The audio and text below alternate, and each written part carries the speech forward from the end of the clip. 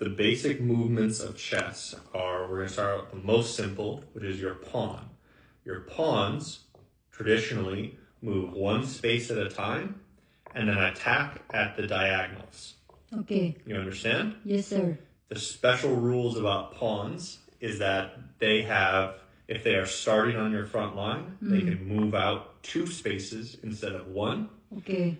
If they get all the way to your opponent's back line, then you can turn them into any other piece. For example, I could get a second queen like that. Or they have a special attack or a special vulnerability, I should say. So for example, if you had a pawn here and I moved out 2 spaces, if I used their double move off the line, you can do what's called an en passant, where your pawn moves here and you take my pawn. Okay, so they have 3 special moves. Does that make sense? Yes. Okay. The second piece is the rook. The rook moves in straight lines, so it controls horizontal and vertical spaces, and it can move as far as it wants in any one turn until it collides with something else, and it attacks in those vectors as well. Okay? Okay. The bishop is a lot like the knight, but it moves on the diagonals. So you have your white bishop and your black bishop, and your white bishop can never move off of white tiles because it can only move in diagonals like that. Okay. Okay? Okay. And same thing with the black bishop, but the black bishop is confined to black tiles.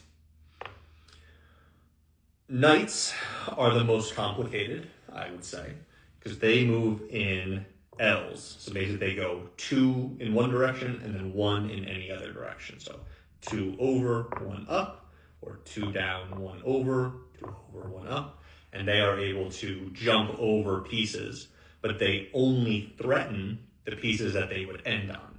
So for example, if my knight is right there, the places that he threatens are this space, this space, this space, this space, this space, and this space.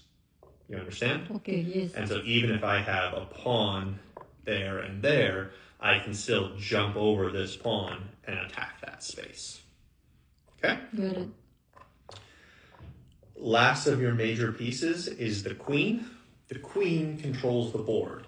Meaning she's basically a combination of a rook and a bishop, where she can move horizontally and vertically just like a rook, but also diagonally like a bishop. Okay, so the queen is the most powerful piece. She can move over here, and then move up there, and then move down there, and then over there. And so she is extremely powerful and controls the board. And your last piece is the king. The king is who you're trying to protect for the whole game, and you're trying to capture your opponent's king.